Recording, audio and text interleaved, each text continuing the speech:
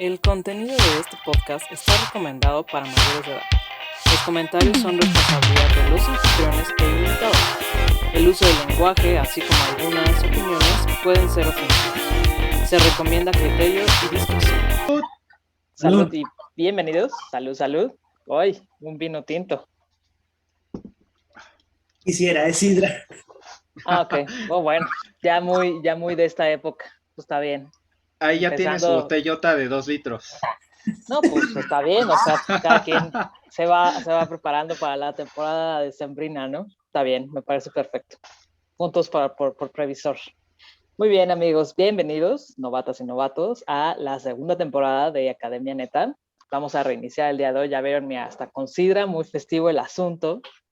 Nuestro invitado Rodrigo, que bueno, pues no sé si quieres contarnos un poco sobre qué haces, por qué decidiste aceptar platicar con este par de locos que pues toman un domingo desde poquito pasado mediodía. Un poquito de mi historia de vida. Bueno, yo pues soy licenciado en biología. Estudié la licenciatura aquí en Tabasco, en la Universidad Juárez Autónoma de Tabasco, y la maestría la hice en la Universidad Autónoma Metropolitana. ¿Por qué acepté hablar con ustedes? Me pareció muy interesante el formato y quería compartir un poco de mis vivencias en lo que fue el camino de la investigación, más ahorita en tiempos de COVID. Está cañón. Lo divertido de todo es que justamente el día en que me titulé de la maestría, a las pocas horas empezó el desmadre de la cuarentena en México. No manches. Así casi, Sí. te titulaste a tiempo, casi, casi. Yo, gracias. Pero bueno, ya puedo estar en paz, intentando buscar un trabajo y... Exacto. Sí, pues bueno, esa es la vivencia general, ¿no? De los, de todos, pero sobre todo los que hacen posgrado, ¿no? Eso de encontrar trabajo o encontrar otro posgrado para la beca y sobrevivir un rato más, ¿no? Entonces esa es la historia clásica que todos nos sabemos. Lamentablemente sí. Ok. Y entonces, pues bueno, pues digo, lo bueno es que te titulaste a tiempo y todo eso, porque digo, habemos algunos que, pues bueno, ya llevamos casi 2 años y no nos dan nuestra cochinada, pero bueno, eso, pues bueno, sale sobrando. Muy bien, Rodrigo. Oye, y platícanos, pues, vaya, ¿de qué han sido tus proyectos de investigación? ¿De qué fue tu proyecto sobre todo el de la maestría? ¿A qué fue lo que te dedicaste? ¿En qué te especializas? Platícanos un poquito de eso. Durante mi trayecto en la licenciatura, yo empecé, pues interesado en lo que era toxinas y plantas, porque me encanta todo lo que tiene que ver con venenos. Y pues, como yo había leído mucho de herbolaria cuando era más joven, bueno, cuando era niño, pues quería saber sobre ello. De hecho, por eso, entre esas cosas fue como me metí a biología. En parte porque me apasiona biología desde que tengo uso de razón. De hecho, mi mamá decía que cuando era niño, yo iba cortando todas las florecitas y todas las hojitas bonitas que yo encontraba y las iba reuniendo como que en una especie de colección ahí, y para que no se me secaran, pues mis tíos me dijeron, oye, pues mira, los puedes poner en 2 hojas así, de periódico que se secan y ya pues ahí empiezas a hacer un álbum. Yo siempre Wow. con mi colección de florecitas y hojitas, con mi colección de luego que encontraba insectos, y mis tíos me dijeron, bueno, ponlos en frascos.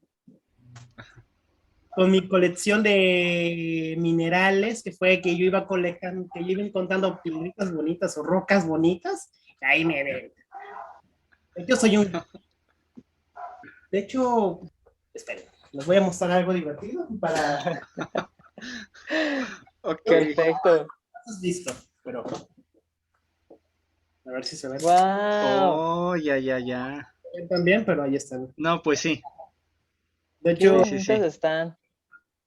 De hecho, sigo coleccionando cosas así, de ese tipo. Por ejemplo, les presento la pluma de un sopilote. Ay, está bien grandota.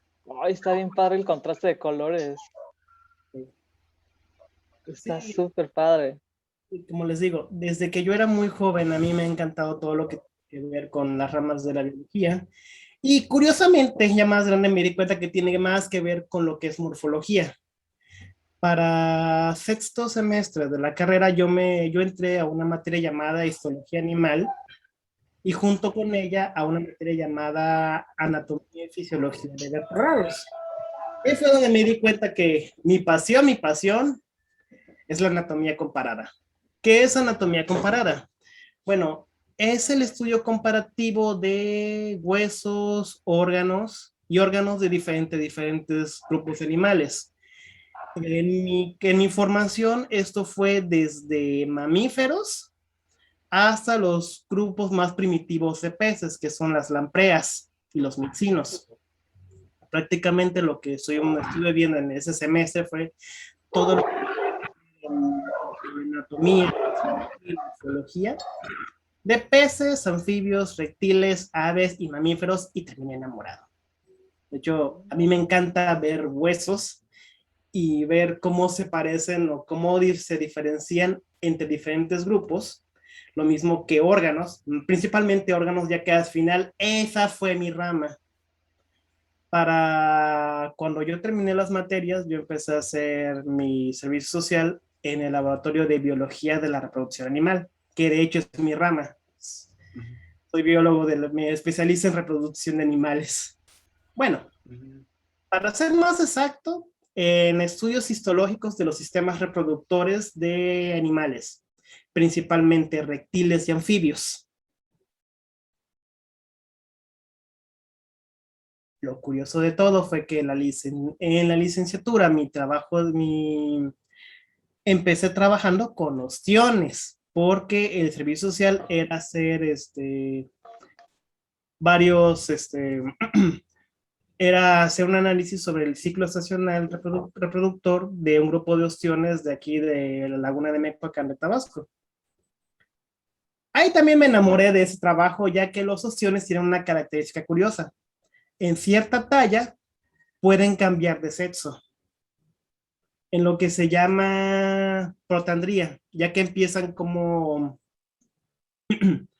como machos, pero conforme aumentan de talla, cambian, pueden, y por presiones ambientales, cambian de machos a hembras.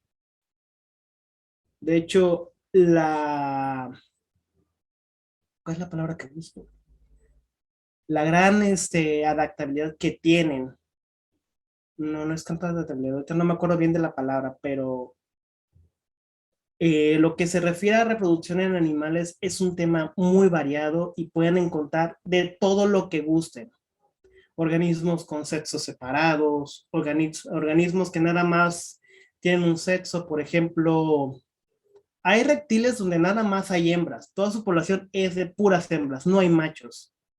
Incluso hay otros grupos donde algunos anfibios también nada más tienen hembras, incluso aunque pueden robar el esperma de otras especies solamente para activar los sistemas de fecundación de sus ovocitos, pero no hay un intercambio genético. De hecho, como tal, la partenogénesis ha sido reportada en vertebrados, en peces, anfibios y reptiles. Por ejemplo, en reptiles están los casos más curiosos han sido el del dragón de Komodo y la pitón reticular, donde en animales en cautiverio, pues, sin presencia de machos, pues, dieron una puesta y nacieron varias crías, ahora sí, sanas. En anfibios también, y en peces ni se diga. En peces es donde van a encontrar la diversidad de patrones reproductores que ustedes quieran, gusten y manden. Es el grupo de vertebrados más antiguo y más diverso. De hecho, entre los vertebrados son el grupo más diverso que hay. De ahí le siguen las aves, donde aparentemente, y lo digo porque todavía no he leído bien ese reporte, el cóndor, se reporta que el cóndor de California también posiblemente haya tenido una reproducción partenogenética. Eso o tiene un sistema de almacenamiento espermático de muy largo plazo, que también puede ser.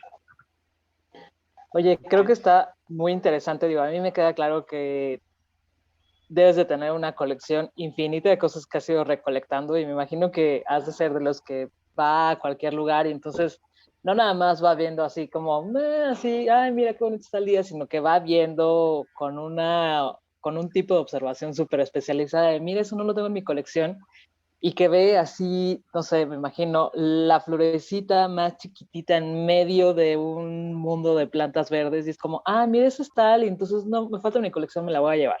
O sea, me queda claro que para ti es importante desde lo más simple de la vida diaria, pero ahora quisiera que nos dijeras, como a público en general, por qué es importante estos temas a los que tú te estás dedicando a investigar en general.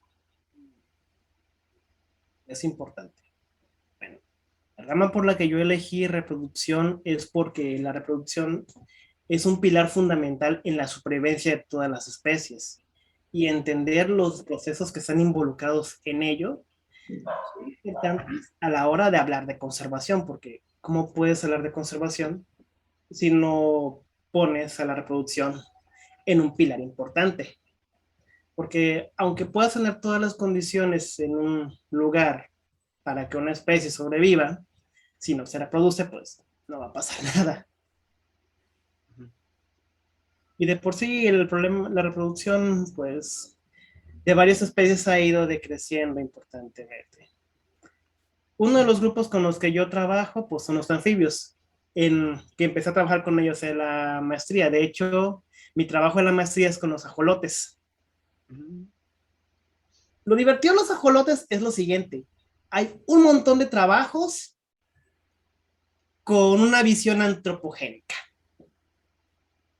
Todo lo que tenga que ver con lo que es regeneración está bien descrito, hermosamente descrito.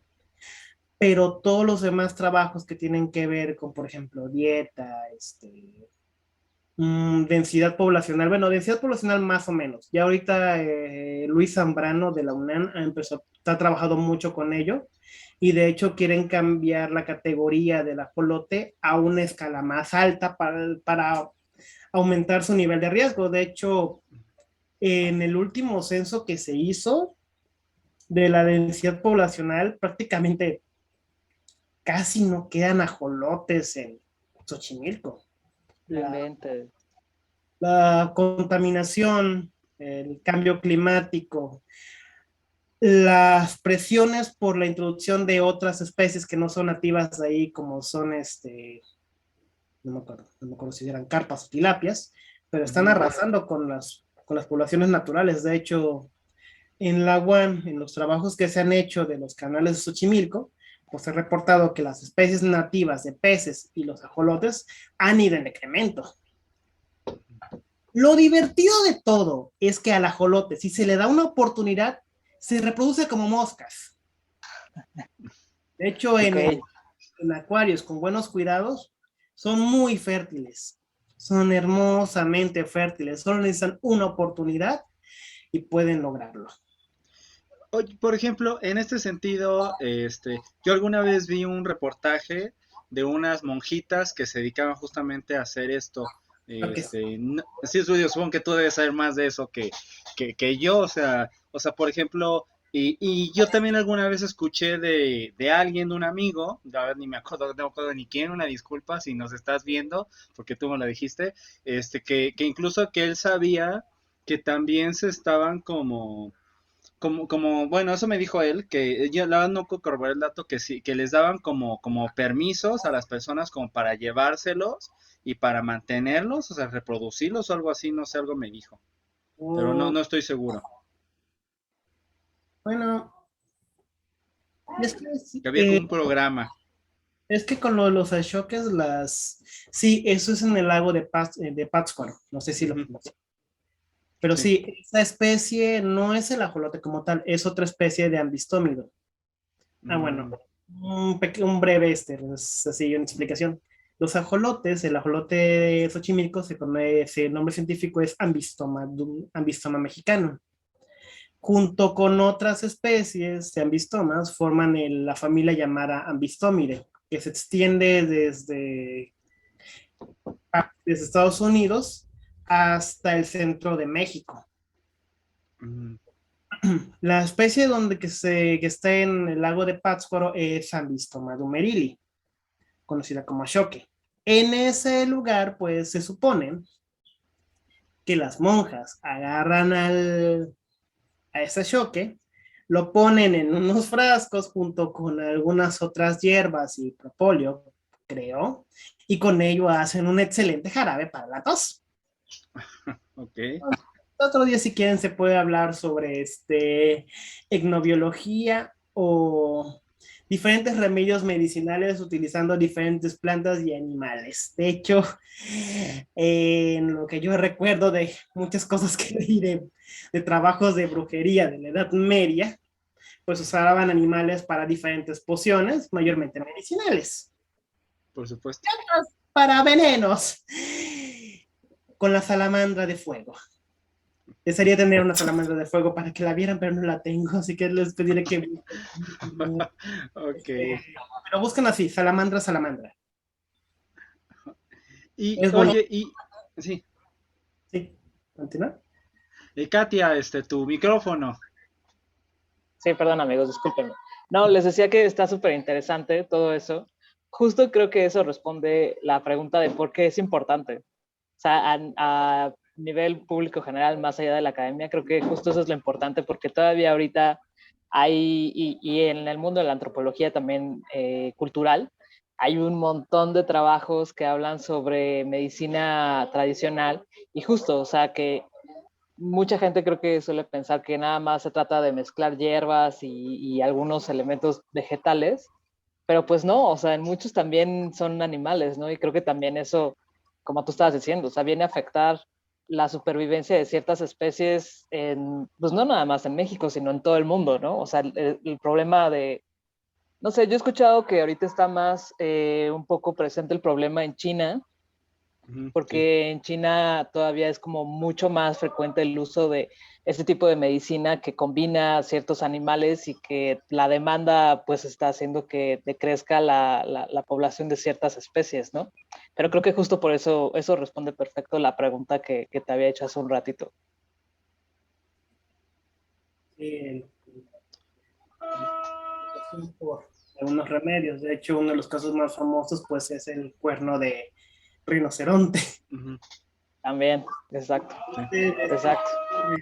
Es que está hecho de queratina, lo mismo que nuestras uñas y cabello, sí, por sí. remedios difísicos. Sí, sí, sí, yo sé. Pero bueno, qué bueno que nos ayudaste respondiendo eso. Oye, Rodrigo, y no sé, concretamente, por ejemplo, esto de la anatomía comparada, ¿es diferente estudiarlo en otros países en comparación con México? Temo que no pude responder. Ok, Pero no sería tan diferente. Mayormente lo que se hace en anatomía comparada es con base en la literatura y pues con los ejemplares que tengas presentes, ahí se empiezan a hacer las comparaciones. Lo que te digo de anatomía comparada, pues ya es algo muy viejo que empezó desde la Edad Media y el Renacimiento.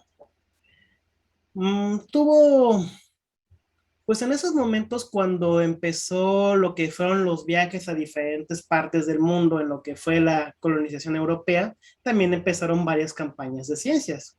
Una famosa, por ejemplo, es la de Darwin viajando a diferentes partes, en lo que era su viaje de conocimientos, donde después salió la teoría de la selección natural y la evolución. Y también ahí participó un doctor cuyo nombre no me acuerdo, pero se apellida Wallace, que él es el padre de la biogeografía. De hecho, Ujú, la teoría es de ambos, de Darwin y de Wallace. En ellos van a diferentes islas y empiezan a hacer varias anotaciones sobre las especies que encuentran ahí. Bueno, no fue solo islas, fueron también islas y la parte continental de varios países. Ujú. En este caso, un ejemplo de anatomía comparada, es el pico de los pinzones y cómo este es diferente de acuerdo a la dieta que presenten. Por ejemplo, picos más delgados para lo que son la caza de orugas o de insectos, de otros insectos, picos más gruesos para lo que son granos y los diferentes nichos que pueden ocupar. De hecho, evolución es algo, una teoría, bueno, en ciencia, como ya saben, una teoría se basa en sucesos en varias pruebas. Por eso cuando luego me dicen, no, es que es una teoría, no es 100% real, y yo digo, a ver. En ciencia, una teoría. Es que aquí, perdón, en Tabasco hay muchas personas religiosas. Y la verdad, hay momentos donde empiezan a hablar de que no, que es una mentira, no, que es una creencia. No. La evolución tiene hechos. De hecho, la anatomía comparada participa en eso. En paleontología se utiliza mucho anatomía comparada para hacer correlaciones entre diferentes especies, agrupándolas en grupos y ver las secuencias o mejor dicho, los eventos de evolución entre los grupos. Un ejemplo de ello es que mediante la anatomía comparada se pudo saber que algunos seres o algunos organismos de ciertas épocas eran ancestros de otros grupos. Por ejemplo, el oído interno de una especie conocida como Pakicetus dio a entender que era el ancestro directo de las ballenas y es un organismo que era terrestre. También. Oye, ¿y qué pasa, por ejemplo, perdón, qué pasa, porque es algo que llega a suceder cuando tienes dos especies que se parecen, pero que no tienen nada que ver entre sí? ¿No? O sea, que eso también es algo que sucede. ¿Qué pasa en esos casos? Bueno, eso es un problema que ha estado presente en la taxonomía desde mucho. En el pasado, mayormente todo era morfológico. Todas las relaciones tenían que ser con la morfología, porque era lo que se tenía en común. Pero pasó la revolución, llegaron nuevos avances y empezó a utilizarse la genética en los campos de sistemática y taxonomía. Y eso fue un plus. Cambió mucho, porque en lugar de andar bien comparando huesos u órganos, se empezó a utilizar las secuencias genéticas para hacer una relación. Sin embargo, actualmente se usan ambas características, ya que nos pueden dar datos más precisos sobre las relaciones filogenéticas. Un ejemplo curioso de esto. Les haré una pregunta. Los halcones, ¿con qué están más emparentados? ¿Los halcones? ¿Los halcones? Es pregunta abierta, pensé que nos iba a dar opciones. Sí, yo también pensé. Yo me quedé pensando, ahorita va a decir una, así, con la que yo puedo decir es esa. ¿Las águilas, los pericos o las garzas? Las garzas, ¿no? Los pericos, va a ser los pericos. Sí, los pericos. Le atiné.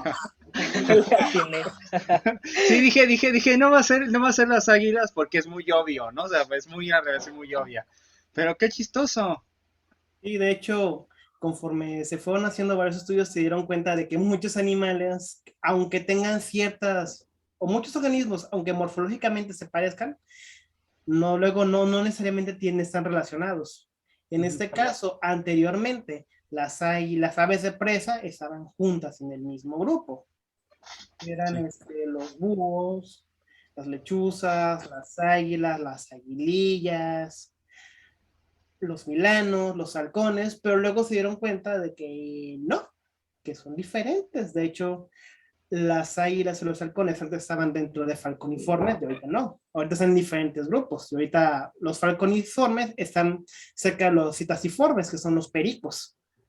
Lo que pasa es que por así, preferencias de nicho, o mejor dicho, por nichos ecológicos, que es nicho, es el lugar que ocupa que tiene una especie en un ecosistema y donde tiene cierta función, resulta que los halcones tienen el mismo nicho que las águilas.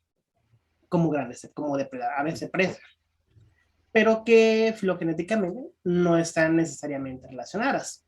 También, por ejemplo, ahorita no tengo bien el dato y no sé qué tanto ha cambiado, pero, por ejemplo, las aves de carroña americanas sí presentan cierta relación con las garzas, aunque ese dato no me crean. Tengo que checarlo y ya luego les digo, porque han cambiado mucho. Pero en cambio, Sí. los buitres del viejo mundo sí están más relacionados con las águilas, creo. Les digo, Ah, filogenia de aves no es mi fuerte. Oye, pero aparte porque digo, llega a suceder también que hay ciertas especies que se les llama de cierta manera y no tiene nada que ver el nombre con lo que son. Por ejemplo, me acuerdo de el que le llaman el buey almizclero, que en realidad es más, que según leí es más un borrego que un buey, ¿no? O cosas de ese tipo, ¿no? Que son así como chistositas, ¿no? Entonces, realmente la biología, o sea, es una de estas, eso digo, es una de estas ramas del conocimiento que está en constante cambio y construcción, ¿no? O sea, digo, que es un punto que lo hemos platicado mucho aquí, ¿no? O sea, que la ciencia no es algo estático, la ciencia no es algo o sea, que ya se dijo y es esto, sino que está constantemente construyéndose y reconstruyéndose, ¿no? Ese es un punto que creo que es muy importante. Sí, de hecho, cuando yo iba en la licenciatura, pues nos habían dicho, todo lo que saben ahorita en 5 años será obsoleto. Así que si se quieren dedicar a la investigación, empiecen a actualizarse, porque los que yo les voy a enseñar en unos años ya no va a servir de nada.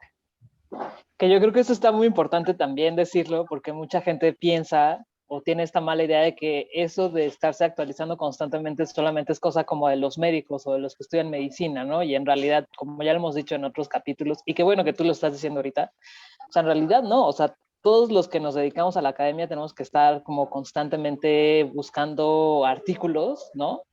Porque, o sea, y lo que estás diciendo ahorita, o sea, creo que es un poco más en la parte como de ciencias biológicas, si así lo quieren ver, que el avance es mucho más rápido que en las ciencias sociales, pero no cabe duda que o sea, no te puedes quedar con lo que aprendiste en la licenciatura, en la maestría, en el doctorado, porque cambia, pero con una velocidad impresionante, ¿no?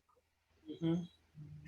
Sí, de hecho, todo lo que yo podría haber sabido o que aprendí, por ejemplo, de sistemática en la licenciatura, ahorita ya es obsoleto. Ya cambiaron muchas cosas, muchos grupos ya cambiaron de lugar, ya no es lo mismo.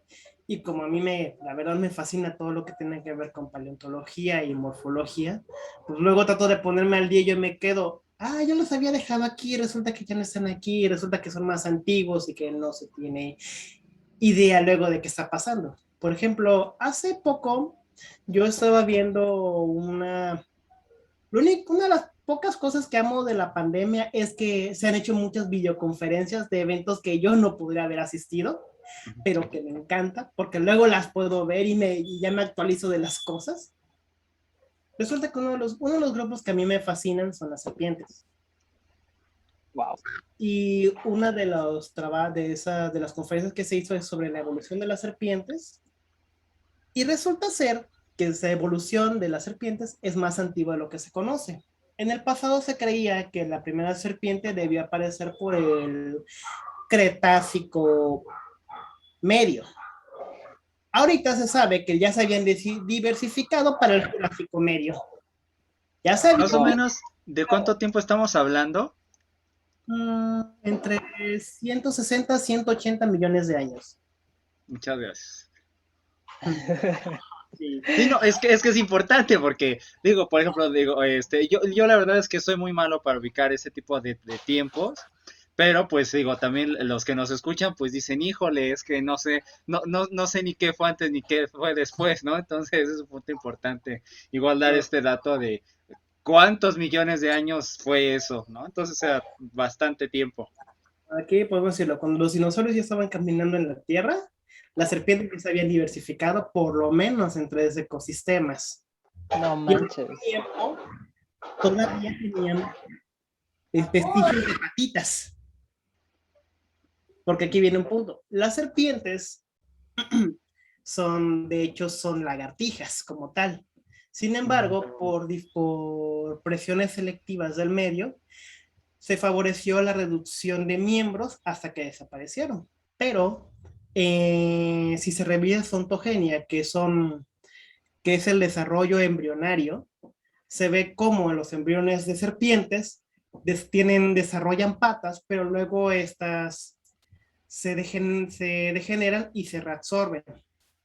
De hecho, una de las teorías que apoyó a la evolución se llama la teoría de recapitulación, donde en el desarrollo embrionario, el embrión y feto, bueno, mejor dicho, el embrión recapitula todos diferentes características morfológicas de sus formas anteriores. Por ejemplo, se nota que en las primeras semanas se desarrollan lo que son branquias, pero luego esas se reabsorben y se desarrolla lo que es la mandíbula. De hecho, las branquias y la mandíbula tienen una relación porque mediante la fusión de los arcos branquiales fue donde se desarrolló la mandíbula. Si mal recuerdo. Todo lo que digo, tómenlo en duda, chéquenlo, porque no estoy completamente seguro. Eso tiene años que lo vi. Y me gustaría, debo recapitular todo lo que sé de morfología. Oye, y por ejemplo, y hablando de aquí de la relevancia social, por ejemplo, de esto, digo que es sumamente importante conocer esto de la reproducción, de comparar para saber de dónde vienen, hacia dónde van y demás. Aquí digo, yo no puedo evitar pensar un poquito en estas personas tan bonitas, ¿no? Tan conservadoras y fantásticas que siempre hablan de la biología, ¿no? Digo, no, igual no es para profundizar ni hacer un gran drama aquí, porque no estamos para eso, pero es justamente esto, ¿no? Esta parte de que pues la biología es más compleja, ¿no? O sea, la biología no es así como dicen que haya X y Y ya se acabó, o que o que pues haya solamente ciertas características a tomar en cuenta, ¿no? Sí, de hecho, cuando de repente tratan de utilizar la biología para ciertos temas sociales o ideológicos, es donde se ven mucho los sesgos, porque se van nada más a lo que saben. Y lo peor, bueno, a mi parecer, es cuando lo mezclan con cosas de religión. Por ejemplo, nada más Tara nieva, y yo así de me quedo, contesto, me callo. Pero sí, de hecho, cuando se meten en reproducción o lo que es identidad de género, que es ya cuando brinco, ya no puedo resistir, es cuando digo, no, a ver. Lo que es sexo biológico e identidad de género son cosas muy diferentes. De hecho, en la maestría, en lo que fue una clase que tuve, que es neurobiología de la reproducción, se estuvo hablando sobre lo que es el sexo como tal biológico, dividiéndolo en varios conceptos, lo que es el sexo cromosómico, el sexo gonadal y el sexo cerebral, que eso es lo que compone al sexo biológico.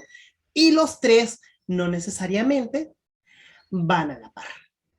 Por ejemplo, puedes tener un cromosomas XY, o por ejemplo, el par 23 puede tener los cromosomas XY, pero por algún problema, puede que el cuerpo no desarrolle los receptores para las hormonas masculinas y el feto no se masculinice.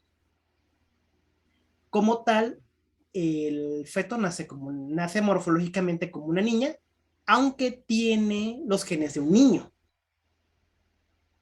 Pero por ejemplo, tiene una vulva como tal, ya que aunque no está presente la testosterona o la dihidrotestosterona, que es la hormona realmente activa que hace todo, que participa en el desarrollo de los caracteres masculinos, otros órganos producen testosterona, como son las glándulas suprarrenales.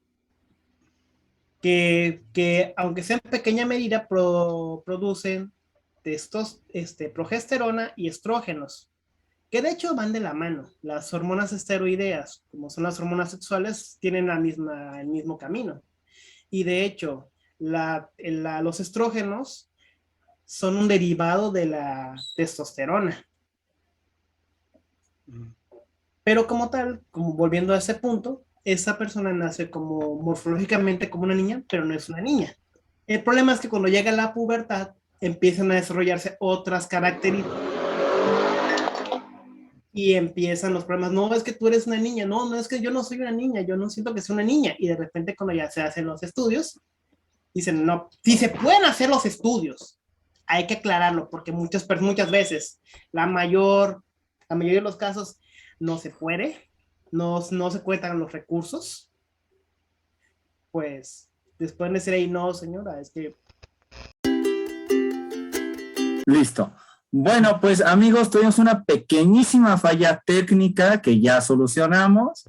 Estábamos justamente hablando de esta parte de cuando pues se utiliza la biología para una cuestión política, ideológica, mayormente desde el punto de vista conservador, ¿no? Digo, no es que no pueda suceder en otras áreas o en otras posturas, pero bueno, esto, ¿no? Entonces, Rodrigo, nos platicabas un poquito, bueno, de este sexo que se divide en gonadal, ¿no? En cromosómico y cerebral. Y cerebral, ¿no? 3, Héctor, va a hacer examen después de que acabemos la entrevista. Pon atención, son 3. Uy, ¿qué eran 3? Pero no me acordaba exactamente el nombre. Si nos ponía la opción múltiple, sí podía contestarlo. Te apuesto que sí lo contestaba. Bueno, mucho múltiple. Bueno, sí, como les decía, el sexo biológico se puede dividir en 3, que es el sexo cromosómico, el sexo gonadal y el sexo cerebral.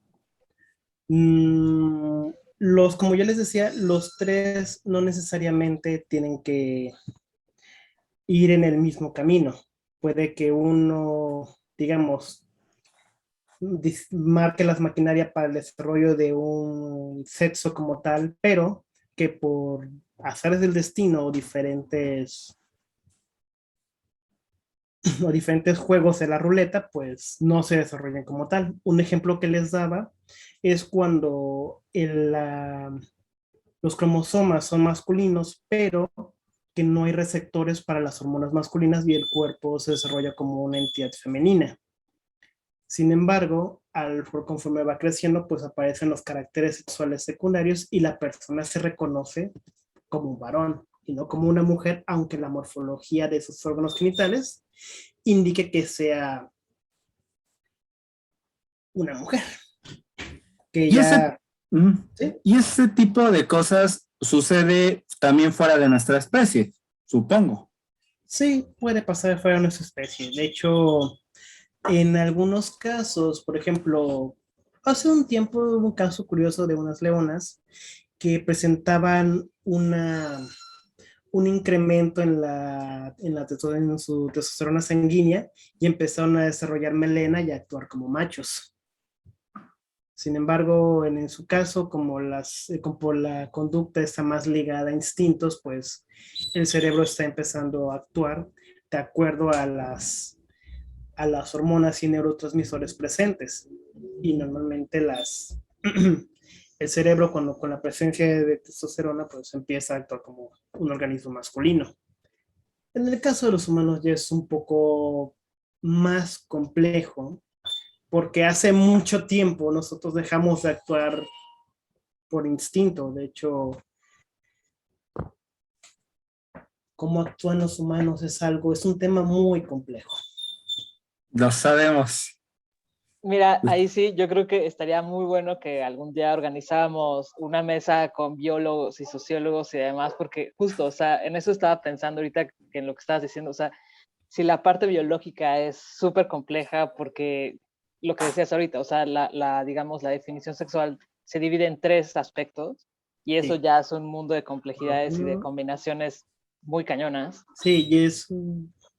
Pues culturalmente, o sea, es pero más, es como añadirlo, o sea, si no era suficientemente complejo, te voy a agregar lo cultural y eso se va a hacer un mundo de desmadre, bueno, no de desmadre, pero sí un mundo de posibilidades y de complejidades que se van al infinito, ¿no? Sí, Justo. de hecho. Creo que Sí, está de muy hecho. interesante.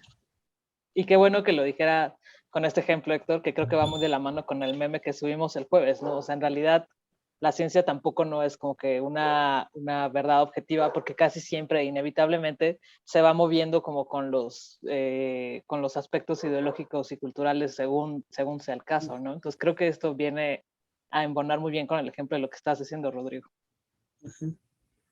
Sí, es que cuando se habla de, por ejemplo, el sexo es algo muy amplio, muy amplio. Por ejemplo, en animales, en plantas ni se diga, porque, por ejemplo, en las plantas puedes encontrar organismos que tienen sexos separados, organismos que tienen ¿no? sexos en diferentes piezas florales, por ejemplo, que primero aparecen las flores masculinas y luego las femeninas, o que dentro de la misma flor estén los dos órganos, los masculinos y los femeninos, y de hecho, mucho de lo que de lo que reclaman en los aspectos sociales va más ligado a lo que ven en los humanos, pero ignoran más allá de eso. Y eso que dicen, no, es que la biología dice eso, y yo, no, no. Eso no lo dice, eso lo dicen ustedes. En algo que está en un texto muy obsoleto y que ha tomado elementos de otras culturas. Sí. Que ha sido un copy-paste infinitamente mal hecho. En fin, no nos vamos a meter en esos temas, ¿no? Sí. Oye, y Rodrigo, y vaya, y de tu proyecto, el que hiciste en tu maestría, ¿cuáles son las conclusiones a las que tú pudiste llegar en tu proyecto en concreto? Y vaya, y pues igual, ¿qué quedó ahí medio abierto para seguir investigando? Que siempre queda algo, ¿no? Siempre queda muchísimo más de lo que uno concluye, queda mucho más abierto todavía. Sí, bueno, primero les hablaré un poquito de bueno, ni siquiera les hablaré de los proyectos que yo hice. Bueno, primero voy a empezar con el de la maestría y luego si quieren les hablo de la licenciatura, que también es un proyecto muy bonito. En la maestría lo que yo hice así fue trabajar con el análisis histológico de las variaciones del ovario y la espermateca del ajolote mexicano. ¿Qué es la espermateca? La espermateca es una glándula que tiene la capacidad de almacenar espermatozoides por un tiempo determinado. En este caso, se ha estudiado en otros ambistómidos, como son los ambistómidos gringos, pero en ambistomio mexicano no se sabía grandes cosas. Había una descripción muy breve, pero no se había hecho un trabajo a profundidad. Lo que yo hice, porque ese proyecto realmente lo platiqué por teléfono con antes de que fuera mi director de tesis, y me dijo, es que yo trabajo con murciélagos, pero tengo algo de un ajolote. Yo dije, no, quiero el ajolote. No me interesa nada más, yo quiero el ajolote y voy a trabajar con el ajolote, cueste lo que cueste. Sí, costó lo que costó, pero sí, salió adelante. Bueno, lo que yo hice en ese momento fue describir las variaciones morfológicas del ovario y hacer una correlación con las variaciones morfológicas de la espermateca y otras dos glándulas más que estaban ahí. Lo que se encontró es que mucho de lo que se sabía sobre el ciclo reproductor del ajolote, pues, que es muy variado dependiendo quién cites, pues es que se encontró en un punto medio, de que la actividad, por ejemplo, ovárica empieza en una época y está activa en buena parte del año, siendo que nada más durante 3 meses es donde está en una pausa. Y también que una vez que se llega al máximo del pico de actividad ovárica, la glándula llamada espermateca empieza a activarse. Y es donde Bueno, no como tal empieza a activarse, sino que empieza a producir mayores secreciones que las prepara para la llegada de los espermatozoides. ¿Cómo se reproducen los ajolotes? Es una historia muy divertida. Como tal, las salamandras no tienen órganos intromitentes, quiere decir, no tienen pene. Cuando llega la época de reproducción, que abarca de noviembre a enero o febrero, dependiendo a quién citen. En estos días, ¿no? Ajá, en estos días. De que sí, que la temperatura de las aguas ya baja, ya que ellos se reproducen a temperaturas bajas y mayores horas de oscuridad. Lo que hacen los machos es empezar a seguir a las hembras, empiezan un cortejo donde pasan cerca de ella deslizando sus colas, sus cuerpos, mordiéndolas en cierto punto, como para tratar de estimularlas. Después de que eso pasa en el cortejo, lo que hace el macho es depositar una estructura llamada espermatóforo, que es un paquete gelatinoso de espermatozoides. Llega la hembra con sus labios cloacales, toma el espermatóforo y lo introduce en su cuerpo. Llegando a la cloaca, este paquete se disuelve y por señales químicas empiezan a desplazarse a la espermateca, donde pueden quedar almacenadas. En algunas especies de salamandras pueden almacenarse por 2, 3, 4 meses, dependiendo el momento en que los vayan a utilizar. En algunos casos se ha dicho que hasta pueden durar 2 años, en algunas especies salamandras. Sin embargo, solo hay una especie que es, a ver, ahorita no me acuerdo del nombre, se la cebo. Yo la tengo en la punta de la lengua, no importa. Qué horrible sensación es esa. Sí. No te preocupes, al rato, dentro de unas 6 horas, vas a decir, sí, era eso, pero no te preocupes. Sí, pero solo en esa especie es donde se ha hecho un estudio, donde se analizó la espermateca y se dio cuenta que después de 1 año de la fecundación, los espermatozoides seguían ahí dormidos, pero vivos dentro de la estructura. Qué locochón. Eso está muy loco, ¿no? Digo, se me hace una cosa extraordinaria eso de, pues sí, ¿no? Y tener tu reservorio para ocuparlo después, no sé, o sea, Sí. es como Eso está muy cool. Sí, es como lo que hacemos nosotros, pero en tu cuerpo, ¿no? Entonces. Y justo estaba pensando, no es muy diferente. O sea, ahorita que estaba hablando del ritual de cortejo, dijiste, ¿no? Sí. En realidad no parece ser como que tan distinto de cómo lo hacen muchos hombres, y digo, no puedo evitar pensar que pareciera que están dedicándose a leer artículos de biología de diferentes especies, porque muchos pareciera que actúan igual. Es impresionante. Y también lo que estaba diciendo Rodrigo, ¿no? En estas épocas, casualmente, o sea, también se ponen festivos, ¿no? Entonces, me parece una coincidencia muy divertida, ¿no? Y qué bueno que la está diciendo ahorita Rodrigo, como para ver que en realidad no estamos como que tan separados como podríamos pensar, como, digamos, del mundo animal, ¿no? Entonces está muy bueno, está muy divertido también, si lo vemos desde este punto de vista, ¿no, Rodrigo? Sí, es que, por ejemplo, que cuando analizas el cortejo de animales, te das cuenta, un momento, yo veo todas esas conductas a diario, en las parejitas que están en los parques, en las escuelas, o cuando empiezas a cortejar a alguien, es lo mismo. Lo bueno es que hay algunas conductas animales que no tenemos, como comernos a nuestras parejas, literalmente, o cosas de ese tipo.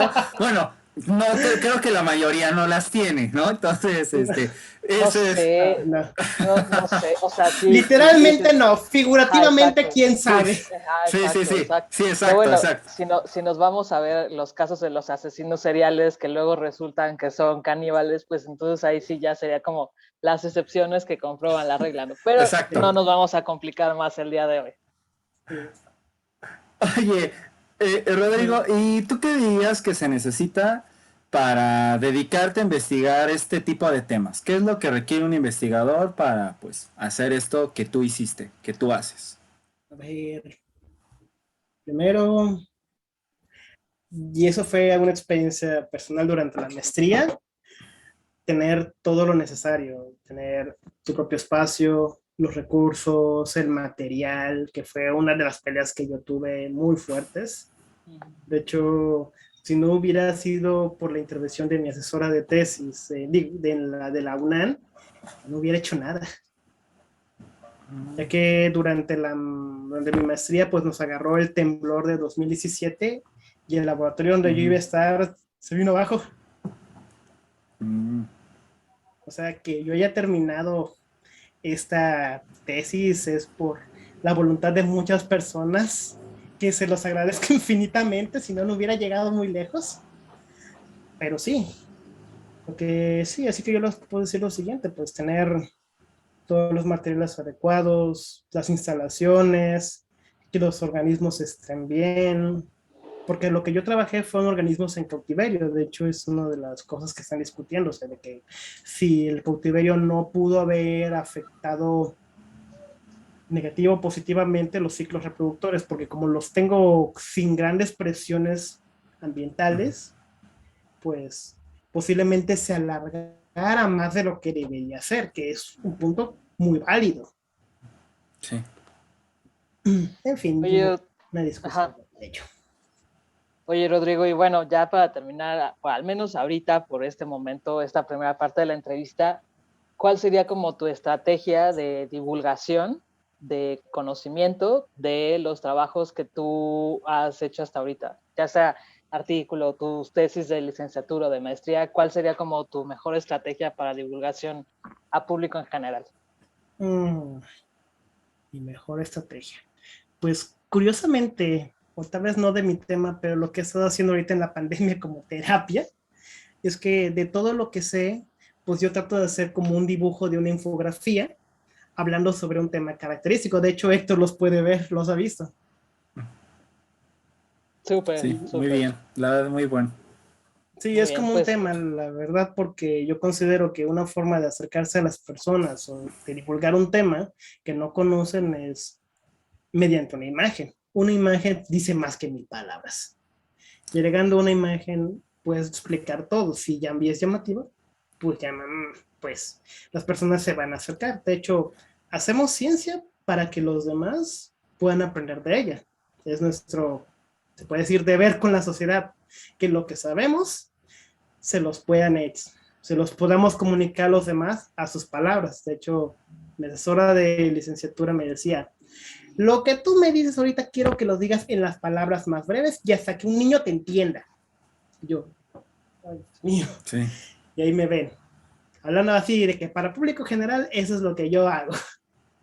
Y cabe destacar que pues, las ilustraciones que hace Rodrigo son muchísimo mejores que las que sacaron apenas hace unos meses, que es horrendas, las las y las de estos otros animales horrendas. Digo, no sé si las vieron, si no, chequenlas, busquen. ¿Quiénes son estas ilustraciones, Rodrigo? Recuérdame. La La de Medio Ambiente fue, Secretaría de Medio Ambiente. Creo. Profepa, ¿no? La Profepa. Que bueno, unas infografías horrendas con unos dibujos horrendos. Horrible. Pero bueno, cabe destacar que bueno, mejor algo hecho por un profesional, ¿no? Entonces, pero bueno. Sí, de hecho aquí podemos hablar sobre la importancia de que es que los profesionales se encarguen de estas cosas y no dejarlos a personas que posiblemente les hayan pagado con pizza. Con pizza, sí. Varios ejemplos, ¿no? Destacados en lo que va este sexenio. Pero bueno, no nos vamos a meter en estos problemas. Entonces yo creo que podemos cerrar como con esto último que nos dice Rodrigo, que yo creo que también es muy importante, ¿no? Para nosotros como investigadores. Y yo no sé si quieres agregar algo más. Ahorita hay que recordar que esta es la primera parte, Rodrigo. No, por el momento no. Sí estamos bien. Todo bien. Pero lo de... Es que fue demasiado cuando me dijeron el borrego cimarrón y yo me quedé. No sé si reír. En ese momento no sabía si reírme, enojarme, llorar. Creo que hice las tres al mismo tiempo. Pasa como con el meme de los Simpson, ¿no? El de March, en estos momentos no solo se puede reír, ¿no? Algo así, ¿no? Algo así, pero bueno. Sí, la verdad sí. Pues bueno, pues vamos a cerrar entonces esta primera parte. Pues nuevamente, pues es el regreso de estas de Academia Neta en esta su segunda temporada, ¿no? Muchas gracias a mi querida amiguísima y colega Katia. Y pues muchísimas gracias a ti, Rodrigo, por acompañarnos. Vamos a seguirle nosotros en este momento, pero bueno, ya les tocará a ustedes en casa vernos en la segunda parte de esta primera entrevista de la segunda temporada. Entonces, pues, vámonos. Muchas gracias. Salud. Bye bye. Salud. Salud. Salud.